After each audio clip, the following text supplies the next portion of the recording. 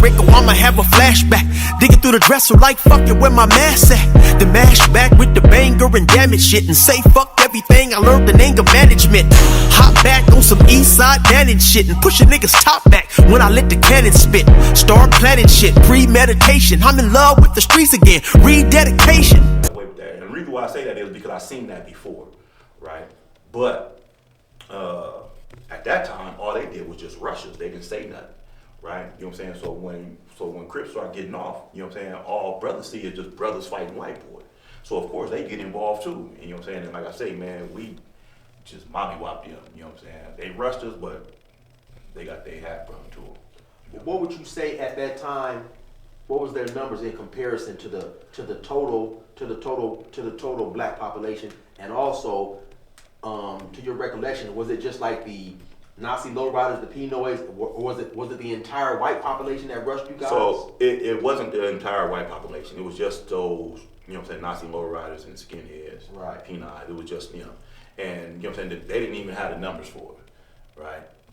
But at the same time, you know what I'm saying, I don't know if they was just crazy or if they just had it, you know what I'm saying, because I know they got a thing, you know what I'm saying, amongst themselves that they can't be on the line with no white boy Crips. Right. Right, you know what I'm saying? Or no white boy Bloods, you know what I'm saying? Which didn't make no sense, right? Because you can be on the line with white boy Norteños and white boy Sureños, but you can't be on the line with white boy Crips and white boy Bloods. Right. That don't make no sense at all, but that's their thing. Right. You know what I mean? And so, and that's what took place. So to your recollection, did the white Crip Popcorn, did he get cracking? So, you know what I'm saying, they ended up rushing him too. So he fought back, you know what I'm saying, but they rushed him too, you know what I'm saying. And I think, you know what I'm saying, that was part of their, you know what I'm saying, their strategy too, because they sent two of them at him. Right. Right, they sent two at him, and then, you know what I'm saying, the rest of them, you know what I'm saying, tried to rush us. Right. You know what I mean, because they just knew that we was going to get cracking anyway. Right, so he was the main focus of their attack. Right. And by them doing time, they already know that just rushing him is going to cause a melee with all, with at least the Crips. So they strategy basically was just rush them all. You know? Okay. Right. So once you got moved to the other yard, did you because I know I was up there in Salinas, and I ended up running across a rapper by the name of X-Rated. You know, he's a rapper from Northern Cali. And was he did you happen to run across him? Yeah, he was on the yard with us, you know what I'm saying, briefly, right? So when I get to the other side of the yard, they moved me in the cell with a brother from Pomona, from Pomona Ghost Town. Good brother too, man. I learned a lot from him as well. So I'm in the cell with him. The boy X-Rated come from B yard to our yard, right? You know what I'm saying, to C yard. You know what I'm saying? Now the word was that, you know what I'm saying, that the Damus from SAC had rushed him over there on B yard, right? You know what I'm saying? And that's how he came to our yard, right? And then when he was on our yard, you know what I'm saying, some more Damus from SAC had rushed him. Right. Right. You know what I'm saying? So he didn't last too long. And for those who are unfamiliar, like I say, X-Rated is he was a popular rapper from Northern Cali, and by his own admission, he was in prison. He's got several videos out there on Vlad TV and some other stuff. He was in prison for the participation of the mother of a blood. And so of course and keep in mind, this is back in 95, 96, so you know, killing someone's mother was definitely something that was frowned upon, you know, and so they was basically unhappy about that. You know? Right, very much so, right? And from my understanding, you know what I'm saying, everywhere he went, you know what I'm saying, it was somebody trying to get at him. Yeah. You know what I'm saying? That's from my understanding. Right. Everywhere he went. You know? So were you in like any other riots that you know that stick in your mind? That stick out. So I remember my second riot was with the others, the Asians. And that was completely by happenstance, right? And you know what I'm saying? So, you know, you got the small Crip. He was from Tongan Crip, right? You know what I'm saying? He get drunk, right? You know what I'm saying? You know, he a Crip, he a homie, right? But he get drunk and he fire on the homie Plug from 60s, man. You know what I'm saying? And you know, so Plug turned around like, hey homie, you hit me kind of hard. You know what I'm saying? Like, man, you know, quit playing. He's like, all right, homie, you know, but he faded. Right. And he fired on Pluck again, but like this time harder. Like, come on, man, this dude's big old Samoan Crip. Come on, this motherfucker hitting hard, right? So Pluck turned around and get off. You know what I'm saying? When Pluck get off, man, we all got off, right? So when we all got off, you know what I'm saying? The Asians go, of course, they gonna come over there and try to help. You know what I'm saying? try to help the boy, you know what I'm saying? And yeah, they got smashed. So by him being a Tongan and he was a Crip, so that was gonna be my next question. Mm-hmm. Was he running with the Asian and the others, or he was pushing with the with the blacks and the So Crips? he was a Crip. He was a Crip, right? But he was really pushing, you know what I'm saying, with the others, right? And I seen that with a lot of Samoan Crips and a lot of Samoan Bloods, right? They be Crips, right? You know what I'm saying? They got homies, you know what I'm saying, that are Crips, and they got homies, you know what I'm saying, that may be Bloods, but they really push with the others, the Asians, you know what I'm saying? So, and they basically run those cars, you know what I mean? Right. Like, So how long were you? Would you say you was locked up before you ran across someone who you had grew up and knew from the streets? So at that time, you know what I'm saying? So I knew that you was over there on DR. My homie Lil Crazo was over there on DR. I was on CR. My homie Lil Crazo was over there on DR. Yeah, I ran across him. Right. He was on the other yard. We just happened one day to Yeah. be going to the canteen, and we met briefly. Okay, and then my boy Nas, Nutso, Big Nutso, you know what I'm saying? He was over on DR as well. Yeah, we were sellers. Yeah, we you know were what I'm sellers saying? over there. And then, but it wasn't until I got to Lancaster, you know what I'm saying, I ran across a cat from Indio, right? You know what I'm saying? And we didn't grow up together or nothing like that, but, you know what I'm saying, we knew each other from the street though, right? You know what I'm saying? And so he was like the first person I met from the street, you know what I'm saying, in prison, right? You know what I'm saying? But then it wasn't until I got to Ironwood where I actually started running to my own homeboys. I go down lower level and start running to my own homeboys in Ironwood. What was your experience like in Lancaster? Because I heard Lancaster was kind of cool as far as prisons go. It was off the chain. It was a lot of black COs down there. Yeah. What was it like down there? I always say this, man. If I ever had fun in prison, it was at Lancaster, right? You know what I'm saying? Like I said, man. So you know what I'm saying. Not only did you have a lot of black COs down there, but we blacks, the inmate population, we outnumbered everybody in Lancaster, right? So you know what I'm saying. We wasn't constantly up under the gun there. You know what I'm saying? So, you know, in other places, you know what I'm saying, we'd be up under the gun, right? Because not only would we be outnumbered by, you know what I'm saying, the Mexicans, you know what I'm saying, but, you know what I'm saying, everybody would be against us. You know what I'm saying? The Asians would be against us. The white boys would be against us. You know what I'm saying? And even the COs would be against us. So we was up under the gun. Everybody was against us. But in Lancaster, it was different. You know what I'm saying? And let me ask you this question, right? Because I've been in prisons like that too. And I noticed that it seems like when blacks are in the prison and we're the majority, we don't push a hard line on the other races, specifically the Hispanics, in terms of the way they will try at certain times. Why you think that? Yeah, we could. I think that's just us as a people, man. You know what I'm saying? Just being honest, right? You know what I'm saying? Especially in Lancaster. And I'm gonna tell you one of the main reasons why in Lancaster, you know what I'm saying, brothers weren't tripping like that is because of not only the proximity, you know what I'm saying? So Lancaster is really on the backside of LA County. So that's as close to home for a lot of them brothers that they gonna get. Right. So they get visits, you know what I mean, all of that going on, right? Then blacks control everything in Lancaster. You know, we control what drugs came in, who had the drugs, who was selling them. We control all of that in Lancaster. So brothers weren't trying to mess that up. And then not only that, you know what I'm saying, Lancaster was just a cool prison to be in. If you was gonna be in prison, that's where you wanted to be. Right. You know what I'm saying? That's just what it was. So brothers weren't really trying to, you know what I'm saying, mess that up, even though we could have. Right. Brothers weren't trying to, right? So if, you know what I'm saying, people got to tripping, you know what I'm saying, of course brothers are gonna handle their business, but you know what I'm saying, there wasn't nobody tripping, you know, we finna make this money and we finna do, you know what I'm saying, we finna do our thing.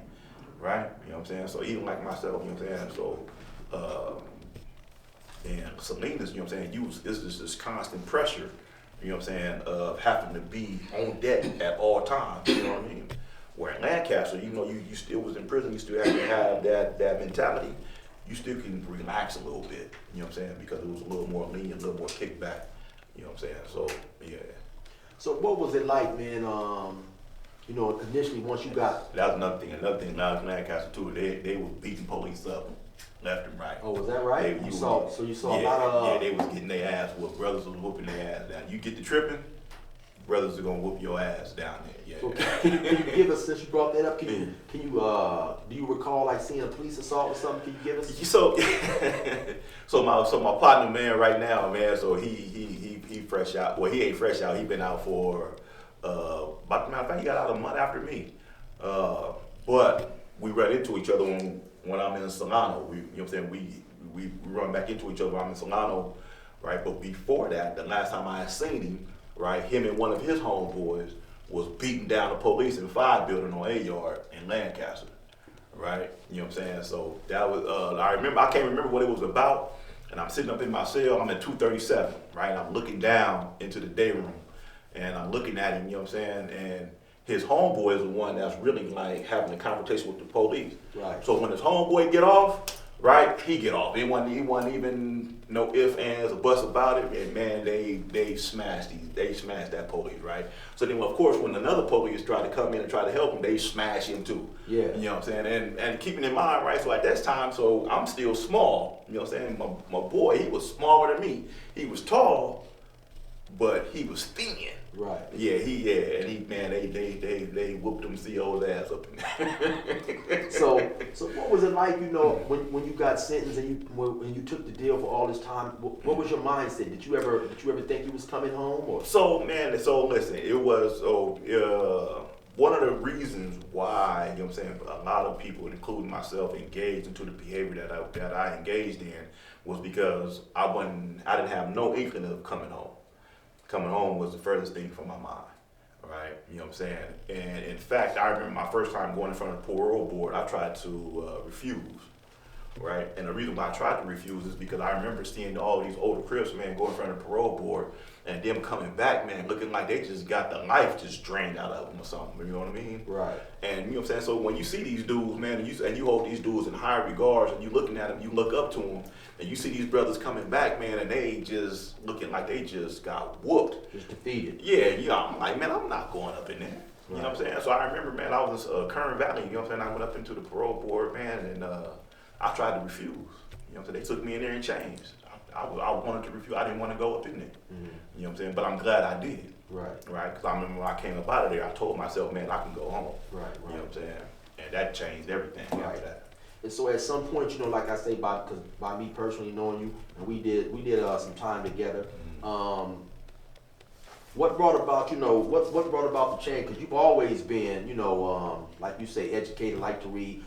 How did you slowly transfer from the gang mentality to trying to educate yourself about history, our people, and just things like that? Right. So, and you know, a lot of people, you know what I'm saying, think that, you know what I'm saying, that my reading, you know what I'm saying, and my becoming, getting this militant stance came, you know what I'm saying, while I was in prison, right? But that's, you know what I'm saying, that's not exactly true, you know what I'm saying? So I remember my first time going to juvenile hall, I remember my father coming to see me, you know what I'm saying, he had brought me a gang of books. Now my father is like a bookworm, right? You know what I'm saying? This is where I get that from, right? You know what I'm saying? I've never seen my father without a book, ever. You know what I mean? I remember I used to go and wait for him at the bus stop for him to get off work. If he didn't have a book in his hand, he had at LA Times, because he used to do those LA Times cross puzzles, you know what I mean? Crossword puzzles. So he bring me these books. I'm sitting in juvenile hall. He bring me these books. One of the books that he bring me is How to Make Black Revolutionaries. That's one of the books that he bring me, right? Now I'm 15 years old at this time, right? I don't really have the mindset, you know what I'm saying, to really understand what's in this book. Right, you know what I'm saying? But I remember him bringing me that same book again when I'm in the county jail for the murders, right? You know what I'm saying? He sent me that book again while I'm in the county jail. So I read the book, you know what I'm saying, again, right? And then when I got sent to the pen, you know what I'm saying, I ended up sending it home. And then when I hit the main line, you know what I'm saying, in the pen at Salinas Valley, he sent it to me again, right? So that was like, my father was the one that brought me, you know, got me into that mindset, right? So I'm reading How to Make Black Revolutionary. That's one of the first books I read. And then I started reading Revolution by the Book. That was another book that my father sent me by H. Rap Brown, right? So then, and like I said, so when these brothers see me and the books that I'm reading, they just start giving me a whole bunch of books, right? You know what I'm saying? So my favorite book, man, for years, man, was Black Men, Obsolete, Single, and Dangerous by Hakeem Madhubuti, right? That book basically shaped, you know what I'm saying, my consciousness, you know what I'm saying, as a black man. Right. You know what I'm saying? And then so Can you give us that title again? What was the title? Black Man, Obsolete, Single, and Dangerous. Okay. Right? The author is Hakeem Madhubuti. Right? You know what I'm saying? I sent that book I sent it home to after about 10 years, I sent it home to my stepson. Right? You know what I'm saying? And then I sent it again to my stepson while he in the county jail. You know what I'm saying? I was telling him to read that book. You know what I'm saying? It's gonna help him out a lot. So at some point in time, you converted to Islam, right? And I remember you speaking Arabic. Well, you used to speak Swahili as well, right? But I remember you speaking Arabic. Do you still speak it? Are you? So so as you know, even like with Swahili, right? That if you're not constantly using it, you know what I'm saying, you will lose it. Get away right? from it. Yeah, very quickly. You know what I mean? So it's just the same way with the Arabic. Right, you know what I'm saying? So my whole thing was I want to be able to read the Quran, right, in Arabic, you know what I'm saying, and understand what I'm reading, right? Having a conversation with somebody in Arabic was never really my intention. Yeah, I just really wanted to be able to read the Quran and read the Quran in Arabic and understand what I'm reading in Arabic. That was my whole goal. And so, you know what I'm saying? And fortunately, I have brothers, you know what I'm saying, that was very, very astute in that, and they helped me, you know what I'm saying, in gaining that. I converted to Islam in Kern Valley State Prison to December 21st, 2006. Right, that's when I converted to Islam. And I get a lot of questions about, people ask me about the Muslims in relation to the prisons in California. So once you converted to Islam, did you guys basically have like a Islamic car or a Muslim car or? Well, so this is the thing, right? You know what I'm saying about the Muslims in California prisons, right? Most of us, the majority of us, you know what I'm saying, was a part of some other tribe at one point in time or another. Meaning that, you know what I'm saying, either we were ex-Crips, ex-Damus, right, ex-whatever, you know what I mean? And so we had come in, you know what I'm saying, and the thing about Islam is that it governs every aspect of your life, right? So, if you ever read Neely Fuller Jr. or if you ever read Dr. Francis Cress Welsing, right, they talked about the 7 areas of people activity, right? So the 7 areas of people activity is, you know what I'm saying, education, entertainment, economics, labor, law, politics, religion, sex, and war, right? Islam governs every aspect of that, right? You know what I'm saying? So, that being the case, you know what I'm saying, a lot of people view us as being, you know what I'm saying, another gang or, you know what I'm saying, a different car or whatever the case may be. But in reality, you know what I'm saying, since Islam governs every aspect of our lives, you know what I'm saying, it kind of takes us away from, you know what I'm saying, all of that other stuff. Right. Now, you know what I'm saying, us being where we from, you know what I'm saying, there's no way and I had this issue when I was down there in Ironwood the second time. Right, there's no way, man, I can see somebody that I know, you know what I'm saying, and not have no care or feeling or whatever the case may be for them. You know what I mean? So I'm not just gonna let something just happen to you, you know what I'm saying, without me trying to intervene and squash it, right? But at the same time, you know what I'm saying, I have to keep in mind too that, you know what I'm saying, these brothers ain't gonna let anything happen to me. So I got to make sure that I don't bring them into some bull, you know what I'm saying, as well, you know, like that. So, yeah, you know what I'm saying. But yeah, so most people look at us as being a separate car, right? You know what I'm saying. But we don't see ourselves that way. We just see ourselves as being, you know what I'm saying, a Muslim community, right? Like that. Can you tell us a little bit about some of your accomplishments, educational wise, in terms of being in prison and since you've been released? So while I was in prison, I received a AS degree, which is Associate of Science degree in Business Management. I also received the AA degree, right, in psychology. I also was certified as an alcohol and drug counselor while I was in prison. I was educated, tested, and certified as an alcohol and drug counselor while I was in prison. Since I've been home from prison, right, I have got the second certification for the state of California as a drug and alcohol counselor. I got another AA in psychology, and I'm currently working on my BA. I'm in my last semester to get my BA in psychology.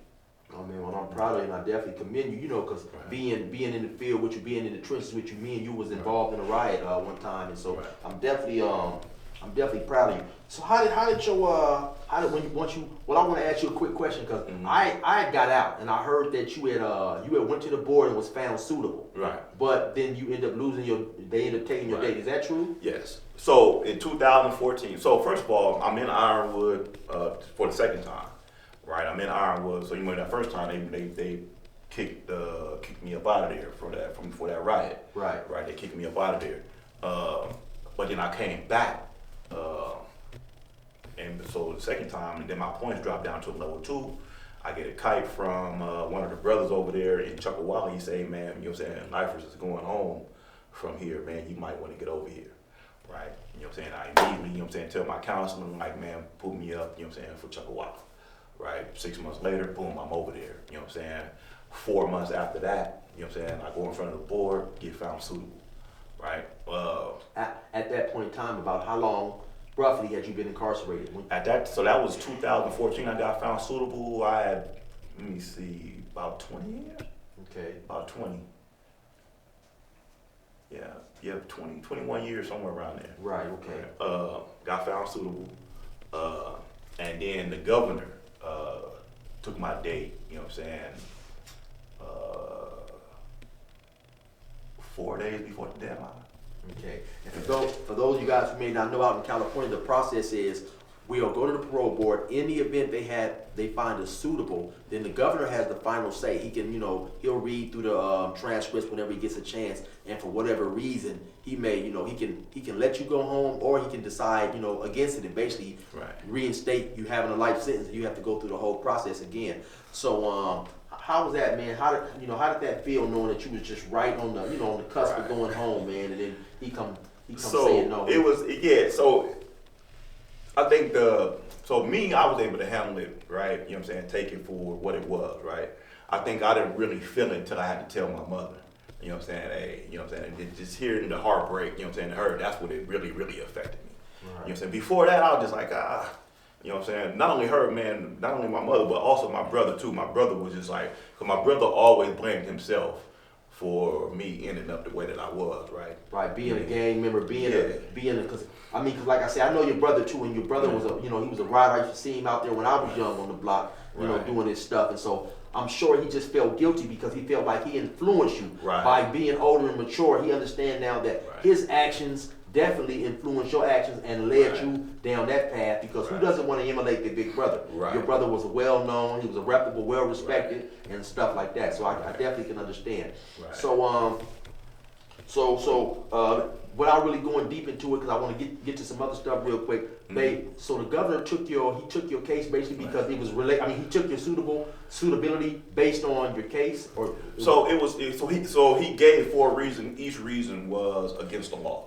Right, you know what I'm saying? But it's the governor. What you going So the very first reason was he talked about the heinousness and the callousness of the crime. Right.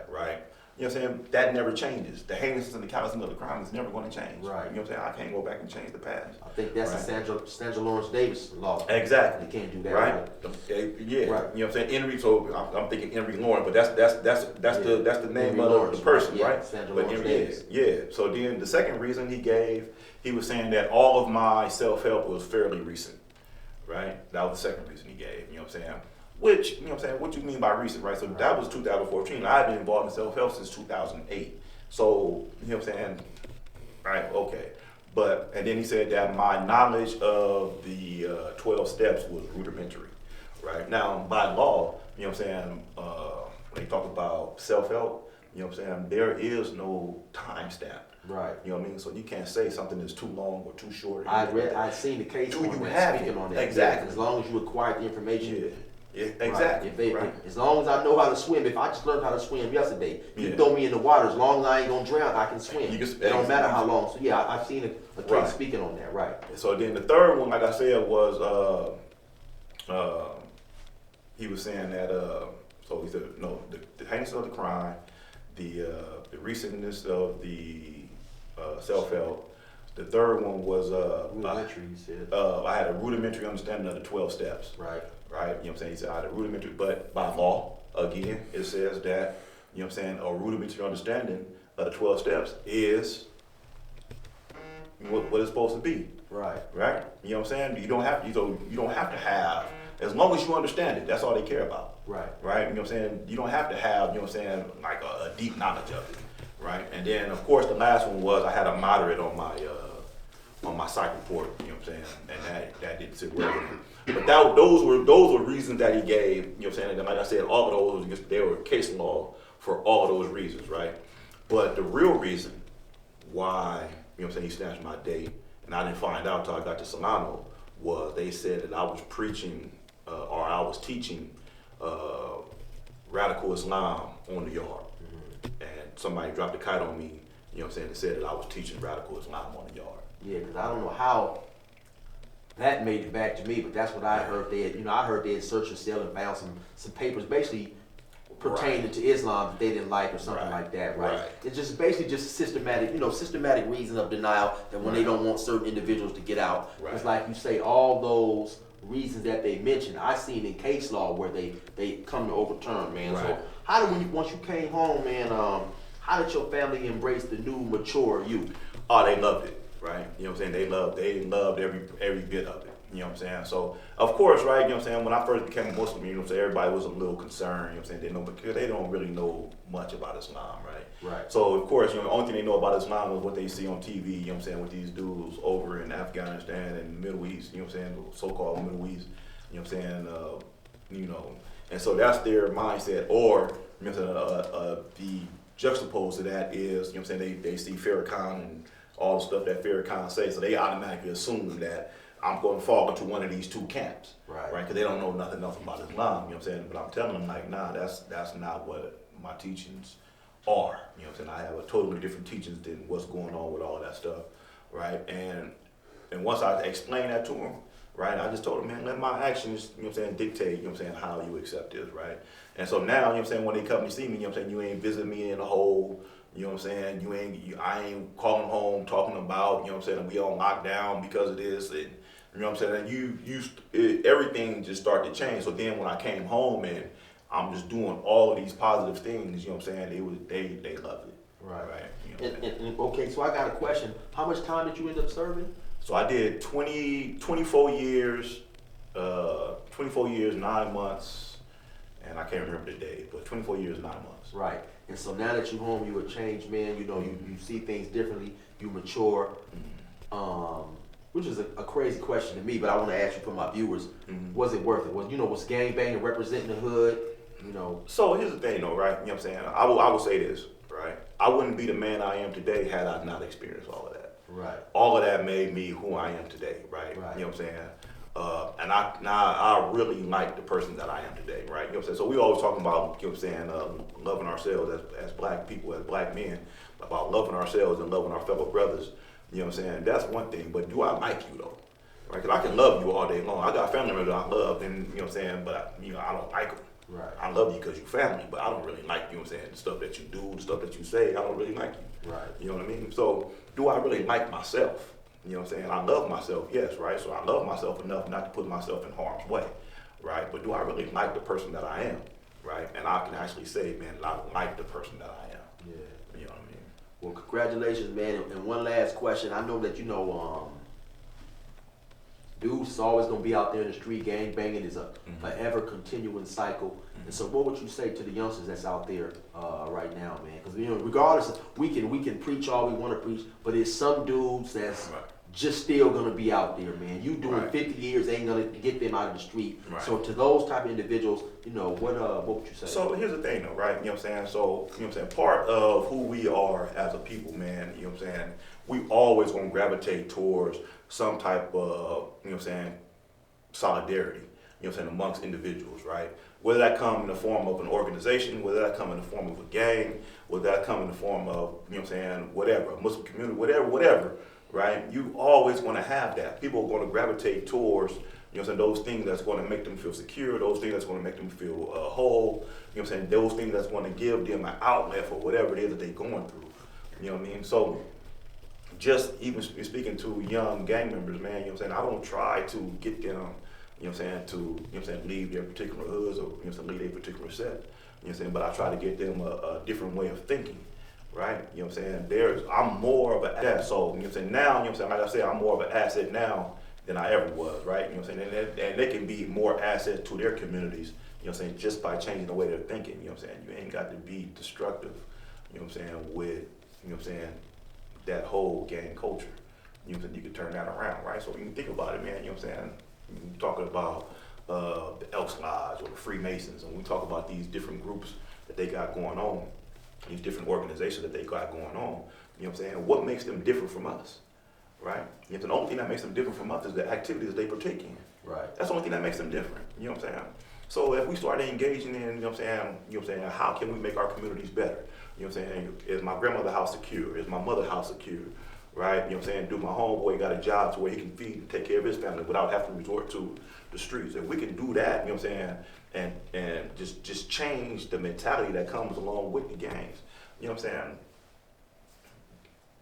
Nobody would be wanting. So you remember when Crips was famous? So I tell my wife all the time, man, I remember when Crips was famous. So I remember when people used to go get Crips to come and, you know what I'm saying, secure, you know what I'm saying, their, you know what I'm saying, child's birthday party. Yeah. Right? I'm having my daughter's birthday party at the park. I just want y'all to hang out, make sure that nobody come over here and mess with us. Right? I remember when people used to yell out the building, man, the Crips is coming, y'all better leave. You know what I mean? Right. People used to really, really root and cheer, you know what I'm saying, when Crips used to come. Right. Right? You know what I'm saying? So either you loved us because we was coming to protect you, or you hated us because we finna come and clear you out. Right. You know what I'm saying? So how did all of that change? Right? And then how can we get back to that?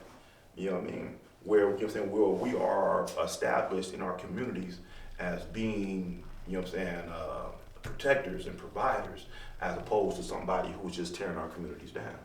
Right, who's killing, you know what I'm saying, somebody else across the, you know what I'm saying, from a different community just because they not from our community. Nah, man, how can we help? You know what I'm saying, how can we save lives? You know what I'm saying, how can we build? You know what I'm saying, at the same time, still hold on to whatever it is that we represent. Right, you know what I'm saying? So, and even as a Muslim, man, you know what I'm saying, so,